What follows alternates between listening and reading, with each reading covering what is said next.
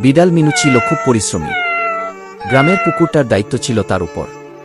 সে প্রতিদিন সকালবেলা উঠে পুকুর পরিষ্কার করত, মাছদের খাবার দিত, আর গভীর মনোযোগে মাছ চাষ করত। মিনুর পুকুরে রুই, কাতলা, পাঙ্গাস, কত রকমের মাছ। ধীরে ধীরে পুকুর ভরে উঠল মাছে।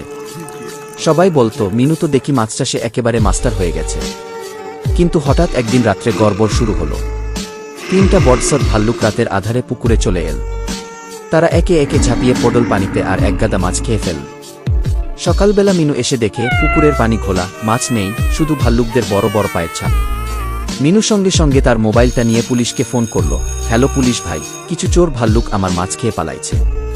পুলিশ এল, সিসিটিভি ফুটেজ দেখল। মিনু আগেই ক্যামেরা বসিয়েছিল আর সেই অনুযায়ী ভাল্লুকদের খুঁজে বের করল। পরে তাদের জঙ্গলে নিয়ে গিয়ে শাস্তি দিল। পুলিশ বলল, মিনু তুমি শুধু পরিশ্রমী না, বুদ্ধিমানও। মিনু হাসল আর আবার নতুন করে মাছ চাষ শুরু করল, দ্বিগুণ উৎসাহে।